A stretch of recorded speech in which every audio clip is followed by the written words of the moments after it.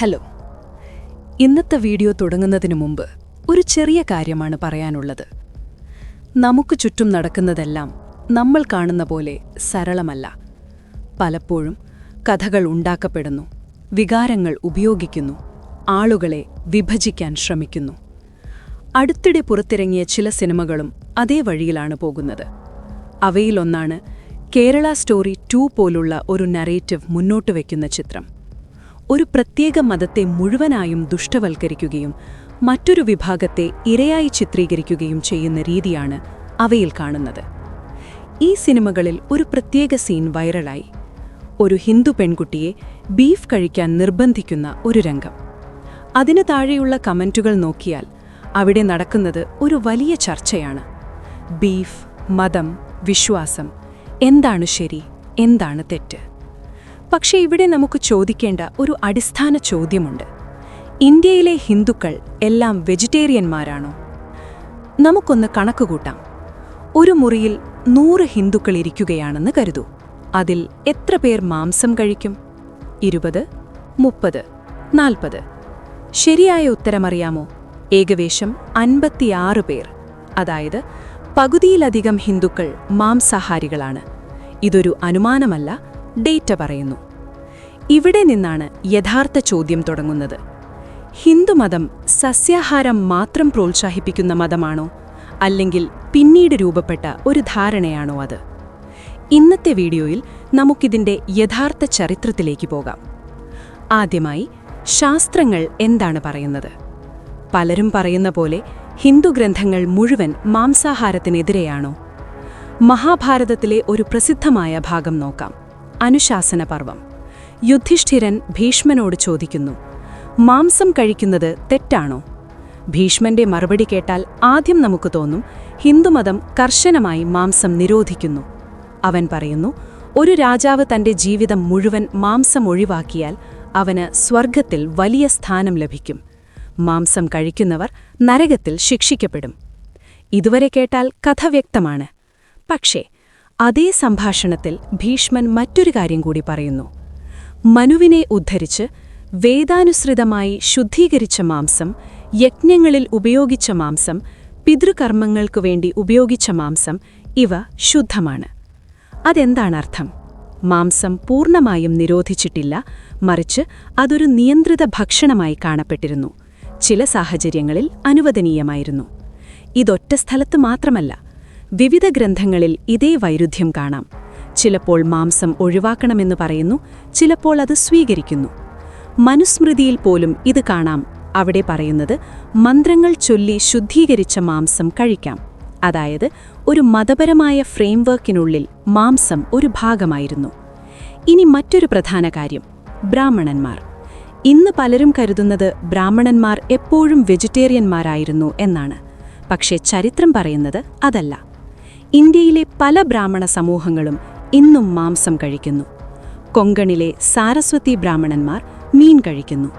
അവരതിനെ കടൽ പുഷ്പം എന്ന് വിളിക്കുന്നു. ബംഗാളി ബ്രാഹ്മണർക്കും മീൻ ഒരു സാധാരണ ഭക്ഷണമാണ്.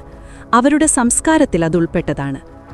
ബംഗാളി വിവാഹങ്ങളിൽ വരന്റെ കുടുംബം വധുവിന് മീൻ സമ്മാനമായി നൽകുന്ന ഒരാചാരമുണ്ട്.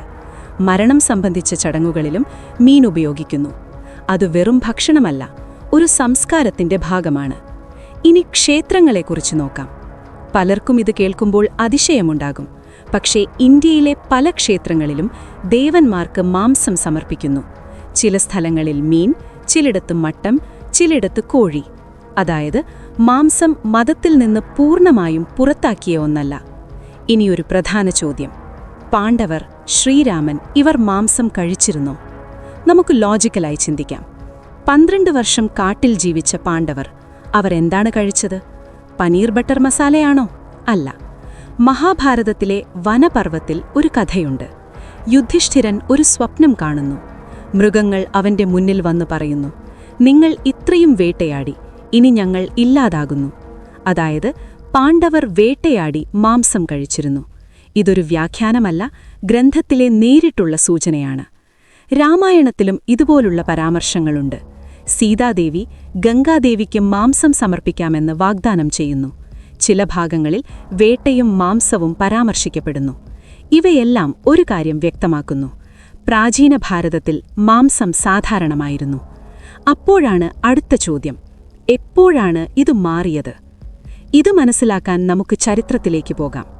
ക്രിസ്തുപൂർവം 5-ാം നൂറ്റാണ്ടിൽ 2 വലിയ ചിന്താഗതികൾ ഉയർന്നു: ജൈനമതവും ബുദ്ധമതവും. ഇവ രണ്ടും അഹിംസയെ മുൻനിർത്തി. ജീവികളെ കൊല്ലുന്നത് തെറ്റാണ് എന്നവർ ശക്തമായി പറഞ്ഞു. ഈ ചിന്താഗതികൾ ഇന്ത്യയിൽ വേഗത്തിൽ പ്രചരിച്ചു. ഇതിന്റെ സ്വാധീനം ഹിന്ദുമതത്തിലും എത്തിപ്പെട്ടു. പല ഹിന്ദുക്കളും സസ്യാഹാരത്തിലേക്ക് മാറി, പ്രത്യേകിച്ച് ബ്രാഹ്മണരും വ്യാപാരികളും. ഇവിടെ ഒരു സാമൂഹിക ഘടകമുണ്ടായിരുന്നു.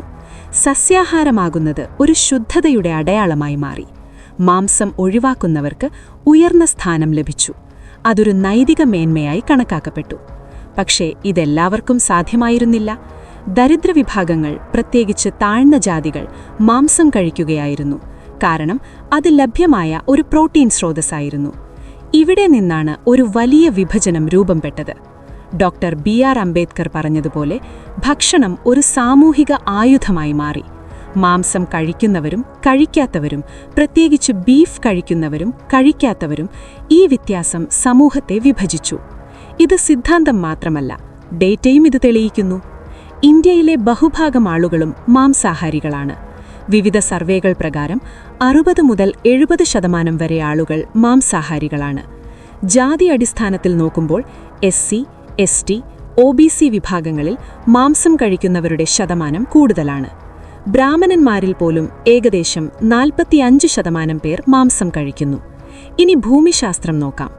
കേരളം, പശ്ചിമ ബംഗാൾ, ആന്ധ്രാപ്രദേശ് പോലുള്ള തീരദേശ സംസ്ഥാനങ്ങളിൽ മാംസം സാധാരണമാണ്. കാരണം അവിടെ മീനും മറ്റു വിഭവങ്ങളും ലഭ്യമാണ്. പക്ഷേ രാജസ്ഥാൻ, ഹരിയാന പോലുള്ള സംസ്ഥാനങ്ങളിൽ സസ്യാഹാരം കൂടുതലാണ്.